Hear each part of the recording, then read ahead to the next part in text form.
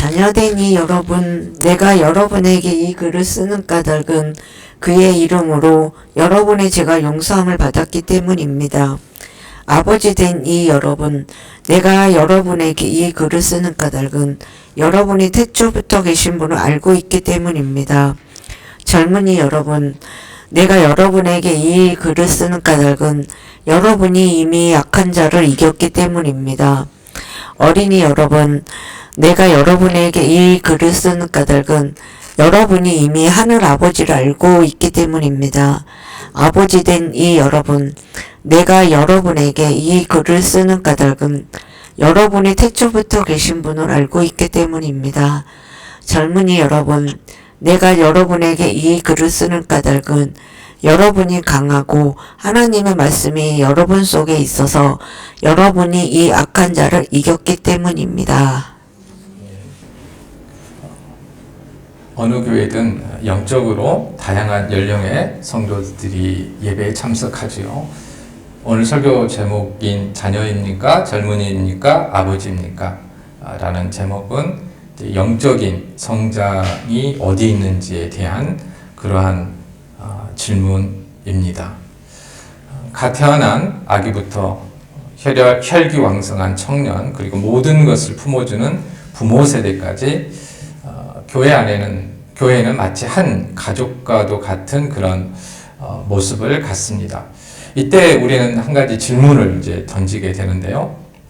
서로 다른 필요를 가진 성도들에게 과연 하나님의 말씀은 어떻게 동일하게 역사할까? 이게 이제 설교자로서 설교를 준비할 때도 큰 고민거리이자 이런 질문들을 자주 던지게 됩니다. 어떻게 한 편의 설교가 그리고 한 권의 성경이 갓 믿은 사람에게는 구원의 확신을 주고 지금 열심히 싸우고 있는 사람에게는 승리의 무기를 주고 그리고 성숙한 사람에게 더 깊은 알매의 은혜를 줄 수 있을까? 설교는 하나인데 어떻게 각각에 맞게 복음을 말씀을 전할 수 있을까? 이런 고민들이 있습니다. 오늘 우리가 함께 묵상할 요한일서 2장의 말씀은 바로 이 질문에 대한 사도 요한의 목회적인 대답입니다.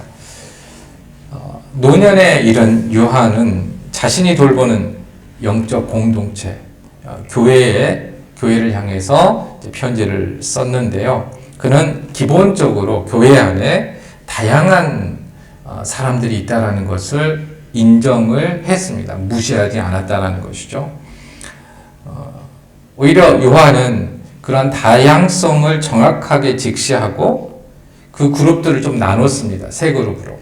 자녀들, 어린 아이와 같은 그룹, 그 다음에 청년들, 그리고 아버지. 그러니까 여기는 이제 표현은 아버지인데 부모님이라고도 이렇게 표현할 수 있겠죠. 그 세 그룹으로 나눕니다. 그러니까 아버지라고 했으니까 뭐 어머니는 아니다 그런 것보다는 이제 가부장적인 그러한 사회에서 부모를 대표한다라고 말할 수 있습니다. 이 아버지라는 말은. 그리고 이 세 그룹이 가지고 있는 나름대로의 영적인 문제와 필요를 정확하게 짚어내면서 그들에게 꼭 필요한 하나님의 격려와 또 약속의 말씀을 선포하고 있습니다. 오늘 이 시간에 우리가 이제 사도 요한의 눈을 빌려서 우리 교회를 바라보고 또한 우리 자신의 신앙을 점검하기를 원합니다. 여러분은 스스로 생각하시기에 어느 위치에 계십니까? 자녀입니까? 청년입니까? 아니면 부모입니까? 어느 자리에 있든지 간에 뭐 그것이 중요한 게 아니고요. 여기서 말하려고 하는 것은 뭐 자녀다, 청년이다, 부모다 이렇게 나눠가지고 누구를 책망하거나 그러려고 하는 것이 아닙니다. 오늘 여러분에게 주시는 이 하나님의 말씀을 어느 부류에 자신이 속했다고 생각하더라도 그 음성을 듣고 그 말씀이 주시는 그런 위로와 힘을 얻는 그런 예배가 되기를 주님의 이름으로 축복합니다. 오늘 본문에서 사도 요한이 가장 먼저 그리고 가장 애정 어린 이제 말로 부르는 이들이 바로 자녀들, 또 어린이들입니다. 12절과 14절에 이렇게 기록되어 있는데요. 자녀된 이 여러분, 내가 여러분에게 이 글을 쓰는 까닭은 그의 이름으로 여러분의 죄가 용서함을 받았기 때문입니다. 12절 말씀이고요. 14절에는 이렇게 되어 있습니다. 어린이 여러분, 내가 여러분에게 이 글을 쓰는 까닭은 여러분이 이미 하늘 아버지를 알고 있기 때문입니다. 그러니까 어린이, 자녀들, 그다음 청년들, 아버지들에게 이렇게 하는 말이 조금씩 달라요. 오늘 이제 설교에서는 이 어떠한 의도로 이런 사도 요한이 말을 했는지를 우리가 이해하는 것이 중요한 내용 가운데 하나겠습니다. 먼저 이 자녀들 또 어린이라는 부류에 여기에 속한 사람들은 이제 신앙의 여정을 막 시작한 사람들, 그러니까 영적으로 어린이들을 가리킵니다.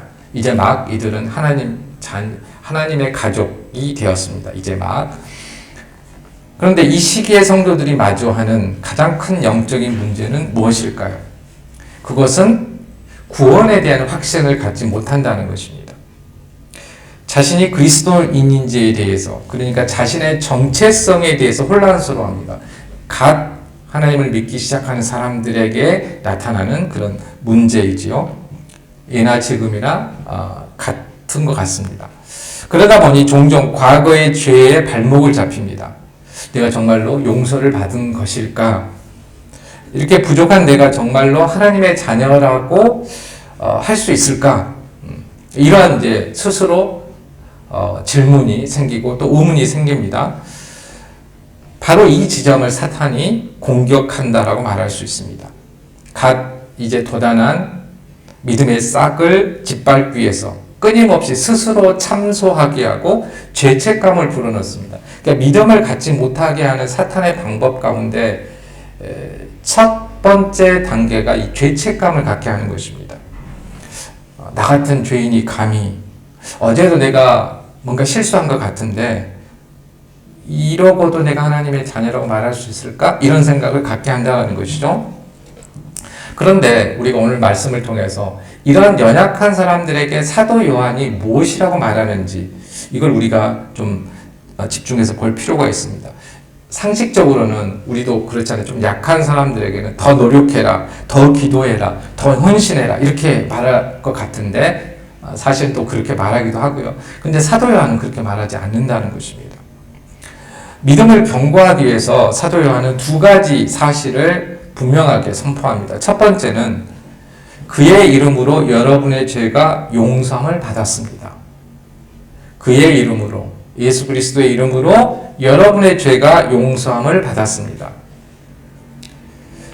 우리의 죄 사함, 즉 이제 이게 우리가 구원을 받는 근거가 되잖아요. 근데 이것이 우리의 행위나 노력이 아니라는 것입니다. 우리가 죄 사함을 받는 것이 우리의 또한 뜨거운 눈물이나 결단 때문도 아닙니다. 성경은 분명하게 말하는데요. 그의 이름으로, 달리 말하면 그의 이름 때문에 이렇게 이야기를 합니다.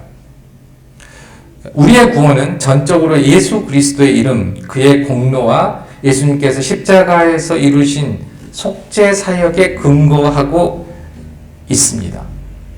나의 자격 때문이 아니라 나를 구원하시기로 작정하신 하나님의 그 작정, 그 하나님의 이름의 권능 때문에 우리의 죄가 용서를 받는 것입니다.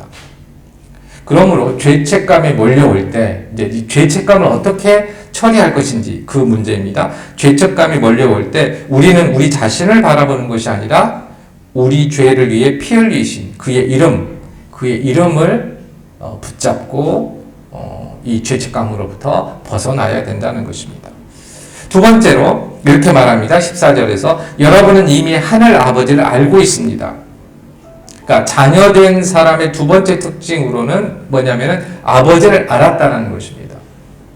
그러니까 여러분이 지금 아버지를 알고 있습니다. 이렇게 이야기를 하는 것이죠.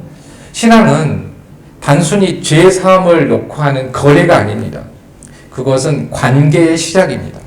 우리는 더 이상 하나님을 두려운 재판관으로 만나는 것이 아니라 아빠, 아버지, 라고 부를 수 있는 이러한 친밀한 관계 안으로 들어오는 것입니다. 그러니까 신앙의 초기에 있어서 성도들이 가질 수 있는 가장 큰 특권이 뭐냐면은 이러한 단순하게 하나님을 아버지로 신뢰하고 의지하는 것입니다. 그러니까 복잡한 신학 이론이 필요한 것이 아니라 하나님은 나의 아버지시다 라는 이 분명한 알미, 이 초기 아이들과 같은 갓 믿기 시작한 성도들에게는 믿음을 지탱하는 힘이라고 말할 수 있다는 것이죠. 이 자리에 있는 이제 여러분들은 어떤 자리에 계십니까? 혹시 자녀들의 자리에 계신 분이 있습니까? 아직도 과거의 죄 때문에 고개를 들지 못하고 자신의 구원에 대해 확신이 없으십니까? 그러면 오늘 사도 요한의 말씀을 우리는 깊이 있게 이 말씀을 들어야 됩니다. 여러분의 구원은 여러분의 감정이나 행위에 달려있지 않고 영원히 변치 않으시는 예수 그리스도의 이름 위에 세워져 있습니다. 그 확신 위에 그렇기 때문에 우리도 굳게 서야 됩니다. 나의 행동이 아니라 예수님께서 하신 그 사건, 십자가의 사건, 거기에 우리의 신앙이 서야 된다는 것이죠. 또한 하나님과의 관계를 어렵게 생각하면 안 됩니다. 물론 깊이 알수록 교리적으로도 이해해야 되고 또 복잡하게 이해해야 되는 부분이 있겠지만 아주 단순하게 하나님을 아버지라고 부르면 됩니다. 그리고 그런 분으로 믿고 나아가면 된다는 것입니다. 그 아버지를 아는 지식 안에서 날마다 자라나는 것, 그것이 자녀에게 주시는 가장 큰 축복이자 사명입니다. 더 이상 그렇기 때문에 흔들리지 말고 이미 용서받은 자녀로서 기쁨과 확신을 회복하시기를 바랍니다. 이제 두 번째로 요한이 부르는 이제 그룹은 청년들 그리고 젊은이들입니다. 13절과 14절에 젊은이들에 대한 말씀이 있습니다. 젊은이 여러분, 내가 여러분의 이 글을 쓰는 까닭은 여러분이 이미 악한 자를 이겼기 때문입니다. 13절 말씀이고요. 14절에 이렇게 쓰고 있습니다. 또한 젊은이 여러분, 내가 여러분에게 이 글을 쓰는 까닭은 여러분이 강하고 하나님의 말씀이 여러분 속에 있어서 뒤에는 똑같습니다. 여러분이 그 악한 자를 이겼기 때문입니다. 청년들은 영적으로 어떤 사람들이냐면 이제 가장 왕성하게 활동을 하면서 막 싸우고 있는 그런 시기에 있는 성도들입니다. 구원의 확신은 분명하죠. 구원의 확신을 가졌지만 그러나 세상 속에서 이 거룩함을 지켜내기 위해서 치열한 영적 전투를 벌이고 있는 그러한 사람들을 가리킵니다. 그런데 이 청년들이 마주하는 문제가 무엇인가요? 바로 악한 자, 사탄과의 실제적인 싸움입니다. 사탄은 이들을 세상의 유혹, 그러니까 돈이나 명예나 쾌락이나 이런 것들로 넘어뜨리려고 하고 내면의 정욕과 교만으로 공격을 하면서 끊임없는 의심과 불신을 심어서 하나님의 일에서 멀어지게 이렇게 만듭니다. 한참 믿음으로 살려고 하고 하는 그런 그룹이 여기에 속한다고 할 수 있습니다. 그러니까 자녀들에게 있어서의 문제는 뭐였어요? 정체성, 내가 그리스도인인가 아닌가 이런 것이었다면 청년들의 문제는 지금 싸움의 문제입니다. 싸움의 문제. 이들은 영적으로 가장 지치기 쉽고 가장 많이 넘어지는 그러한 그룹들입니다. 이 치열한 전장에 서 있는 청년들에게 사도 요한은 무엇이라고 격려할까요? 일반적으로 상식적으로 말하면 어떻게 싸우고 있는 사람에게는 더 열심히 싸우라 이렇게 이야기할 것 같은데 사도 요한은 너희가 이미 이기었다라고 선포합니다. 지금 이길지 질지 모르니까 열심히 더 싸워라 이게 아니고 너희는 이미 이겼다라고 이야기를 하는 것이죠. 이것은 전투가 이미 끝났다라는 의미가 아니라 승리가 보장된 싸움을 싸우고 있다라는 확신을 심어주는 것입니다. 이걸 이야기할 때만 제가 떠오르는 그 설교 그 부분이 있습니다. 이전에 동안교회 누구죠? 갑자기 이름이 생각이 안 나요. 동안교회 목사님이 김동호 목사님이 이런 비유를 했습니다. 우리가 이런 신앙의 싸움을 싸우는 것은 이미 이긴 스포츠 경기, 축구나 야구, 녹화 경기를 보는 것과 같다. 그러니까 결과가 지금 9회 초까지 4대0, 5대0으로 지고 있어도 이미 이긴 경기인지를 알기 때문에 아주 편안하게 그 경기를 볼 수 있다는 것이죠. 완벽하지는 않지만 굉장히 적절한 저는 비유가 아닌가 생각합니다. 그렇다면 이 승리의 비결, 그들이 싸울 수 있는 힘의 근원은 무엇입니까? 14절 하반절이 그 답을 명확하게 제시합니다. 첫 번째, 여러분이 강하고, 강하다라는 거죠. 청년들이 강합니다. 그런데 중요한 것은 그 강한 게 어디에서 나오느냐는 것입니다. 그것은 청년의 혈기나 열정이 아닙니다. 그들이 강한데 이 힘은 우리 안에 계시는 성령 하나님께서 공급하신 영적인 힘입니다. 그러나 이 힘은 우리가 가만히 있을 때 주어지지 않습니다. 두 번째로 이렇게 해서 그래서 말씀하고 있습니다. 하나님의 말씀이 여러분 속에 있어서, 하나님의 말씀이 여러분 속에 있어서 이것이 청년들이 강한 핵심적인 비결입니다. 여기에서 거한다라는 것은 지속적으로 거주한다, 머무르다 그런 뜻입니다. 하나님의 말씀이 단순히 지식으로 머릿속에만 있는 것이 아니라 그들의 삶의 중심에, 그들의 마음판에 새겨져서 그들을 다스리고 이끌어가는 상태를 의미합니다. 그러니까 하나님의 말씀이 그들 안에 살아있기 때문에 그들이 강하다는 것이죠. 우리가 뭔가 싸울 때, 실제로 신앙의 싸움을 싸울 때 우리 안에서 어떤 순간 하나님의 말씀이 생각나게 하는 것, 그래서 거기에 휘말리지 않은 것, 그래서 우리가 우리의 교만함을 내려놓고 아니면은 그 재물의 유혹에 넘어가지 않고 이런 것들이 이 말씀 때문에 생기다라는 것이죠. 예수님께서도 광야에서 사탄의 시험을 받으실 때 이 말씀으로 이기셨습니다. 그래서 성경에 보면은 이런 표현들이 있어요. 성경에 기록하기를 기록되었으되 이런 표현들이 있습니다. 청년들 시기에는 내 힘과 의지로 싸우려다 넘어지는 시기이죠. 하지만 요한은 분명히 말합니다. 너의 힘이 아니라 너희 안에 거하는 말씀이 너를 강하게 하며 이렇게 이야기를 하고 있죠. 그러니까 말씀이 악한 자를 이기는 유일한 무기라는 것입니다. 우리가 자칫 자신의 지식과 경험으로 뭔가 그러한 어려움들을 싸움에서 이기고 싶어 하는 그런 마음들이 불쑥불쑥 생기죠. 하지만 그게 아니라는 것입니다.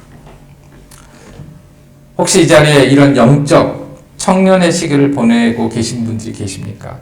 세상의 유혹과 제 공격 앞에서 날마다 넘어지고 지쳐서 포기하고 싶다라는 생각을 하고 계십니까? 오늘 사도 요한의 격려의 말씀을 잘 들어보십시오. 여러분은 혼자 싸우는 것이 아닙니다. 여러분은 이미 이긴 싸움을 싸우고 있습니다. 문제는 어떻게 싸우냐는 것이죠. 그러니까 예수님께서 이미 이기셨다라는 거죠. 그리고 그 이긴 싸움을 싸우는 것입니다. 여러분의 결심과 의지로 싸우려고 하지 마십시오. 우리의 무기는 하나님의 말씀입니다. 우리는 스스로에게 정직하게 질문해 보아야 됩니다. 그래서 지금 하나님의 말씀이 내 안에, 우리 안에 거하고 있는가? 그러니까 매일 말씀을 묵상하고 그 말씀을 붙들고 기도하며 그 말씀에 순종하기 위해서 씨름하고 있는가? 이렇게 우리는 질문해 보아야 합니다. 말씀을 멀리하는 청년은 사탄의 공격에 무방비로 노출될 수밖에 없습니다. 그러니까 어떤 열정은 있는데 하나님 말씀은 몰라요. 이단으로 넘어가는 많은 사람들이 바로 이런 사람들입니다. 열심은 있는데 하나님의 말씀에 대한 기반이 약해요. 영적 전투에서 지쳐 있다면 지금 당장 말씀의 자리로 돌아와야 합니다. 말씀을 읽고 듣고 묵상해야 됩니다. 그 말씀이 우리 안에 거할 때 우리는 다시 강해질 것이며 넉넉히 악한 자들을 이기는 그런 승리의 삶을 경험하게 될 것입니다. 이제 마지막으로 요한이 부르는 그룹이 아버지들입니다. 부모들이죠. 13절입니다. 아버지 된 여러분, 내가 여러분에게 이거를 쓰는 까닭은 여러분이 태초부터 계신 분을 알고 있기 때문입니다. 그리고 14절에도 있습니다. 아버지 된 여러분, 내가 여러분에게 이 글을 쓰는 까닭은 여러분이 태초부터 계신 분을 알고 있기 때문입니다. 복붙한 것 같죠? 말씀이.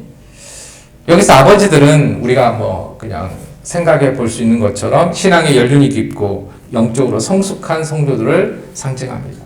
교회에서는 어른이죠.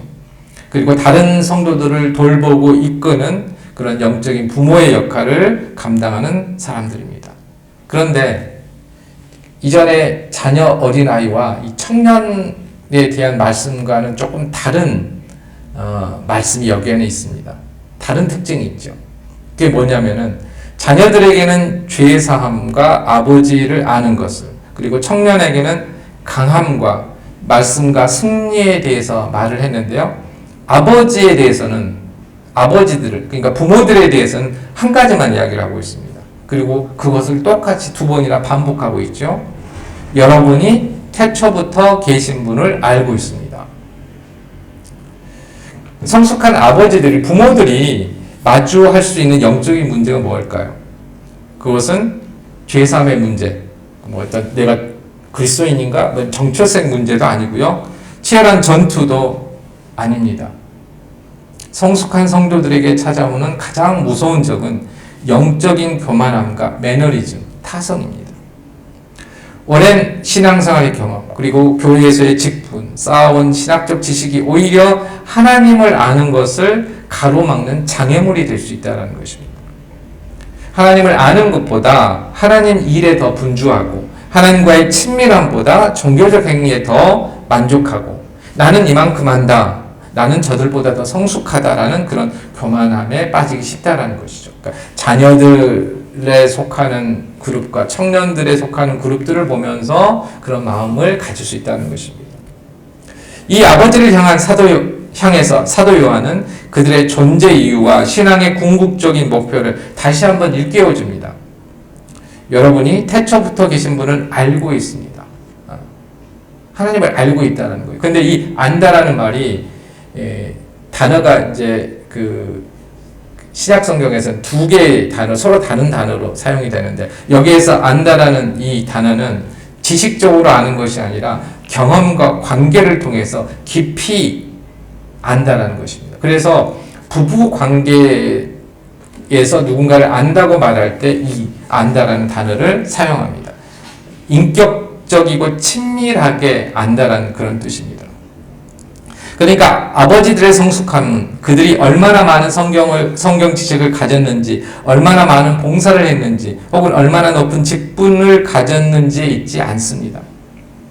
아버지의 영성은, 부모로서의 영성은 오직 한 가지, 태초부터 계신 분, 즉 영원하시고 불변하시며 모든 것의 근원이 되신 하나님을 얼마나 깊이 그리고 인격적으로 알고 있느냐에 달려 있습니다. 그러니까 근본으로 다시 돌아가라고, 신앙의 근본으로 돌아가라고 말하고 있는 것이죠. 신앙의 연륜이 깊어진다는 것은 화려한 종교활동의 전문가가 되는 것이 아니라 영원하신 하나님 한 분만으로 만족하며 그분의 성품과 속성을 더 깊이 알아가는 것입니다. 아버지들은 자녀들이 가져야 할 죄사함의 확신과 청년들이 가져야 할 말씀의 능력을 이미 통과해서 이제는 그 모든 것의 근원이신 하나님 자신을 아는 깊은 지식에 이른 사람들입니다. 그들은 흔들리는 세상 속에서 변치 않는 태초부터 계신 이를 굳게 붙들고 서 있기 때문에 교회에 흔들리지 않는 반석과 기둥이 되어주는 것이죠. 우리 가운데도 이런 아버지와 어머니의 역할, 부모로서 함께하는 분들이 계십니다. 여러분의 신앙을 무엇으로 증명하고 있습니까? 경험입니까? 직분입니까? 아니면 그동안 여러분이 해온 사역의 결과물입니까? 사도 요한은 그 모든 것보다 중요한 단 하나를 묻고 있습니다. 여러분은 태초부터 계신 분을 지금도 깊이 알아가고 있습니까? 혹시 하나님을 아는 친밀한 기쁨 대신 종교적인 의무감과 타석, 매너리즘에 젖어 있지는 않습니까? 혹은 자신의 경험과 지식을 내세우며 청년들의 열정을 판단하고 자녀들의 미숙함을 비판하는 영적 교만에 빠져 있지는 않습니까? 이 아버지의 자리, 부모의 자리는 섬김과 겸손의 자리입니다. 모든 경험과 지식을 내려놓고 다시금 태초부터 계신 분을 알아가는 이 단순한 갈망을 회복해야 합니다. 하나님을 더 깊이 아는 것 외에는 다른 자랑이 없는, 그래서 자녀들과 청년들이 여러분의 모습을 보며 나도 저렇게 하나님을 깊이 알고 싶다라고 도전받게 하는 참된 신앙의 아버지요 어머니로 굳건히 서주시기를 간절히 부탁드립니다. 이제 말씀을 맺겠습니다. 오늘 사도 요한은 우리 교회 공동체 안에 있는 세 그룹의 성도를 향해서 말씀하셨습니다. 첫 번째, 신앙의 자녀인 여러분, 여러분의 죄는 이미 그의 이름으로 용서받았고 여러분은 아버지를 아는 자녀가 되었습니다. 두 번째로, 영적 전투 중인 젊은이 여러분, 여러분은 강하며 하나님의 말씀 안에 거하기 때문에 악한 자를 이미 이겼습니다. 세 번째로, 성숙한 아버지인 여러분, 여러분은 다른 무엇이 아닌 태초부터 계신 분을 아는 깊은 관계와 알므로 교회의 중심을 잡고 있습니다. 사랑하는 성도 여러분, 여러분은 오늘 이 세 그룹 중에 어디에 속해 있습니까? 중요한 것은 어느 단계에 있든지 하나님은 여러분을 사랑하시며 여러분의 자리에 꼭 맞는 은혜와 말씀을 준비하고 계신다는 사실입니다. 혹시 자녀의 자리에 있다면 더 이상 죄책감에 머무르지 말고 용서받은 자녀의 확신 위에 굳게 서시기 바랍니다. 혹시 청년의 자리에 있다면 지쳐 쓰러지지 말고 말씀의 검을 붙들고 다시 일어나 싸우십시오. 혹시 아버지의 자리에 있다면 교만과 타성을 버리고 오직 태초부터 계신 분을 아는 그런 겸손한 깊이를 추구하십시오. 오늘 여러분에게 주신 이 말씀을 붙들고 각자의 자리에서 받아야 할 격려를 받고 감당해야 할 사명을 깨달아서 우리 모두가 그리스도의 장성한 분량에 이르기까지 함께 자라가고 함께 승리하는 복된 신앙의 공동체를 이루어 가시기를 주님의 이름으로 간절히 축원합니다. 기도하겠습니다.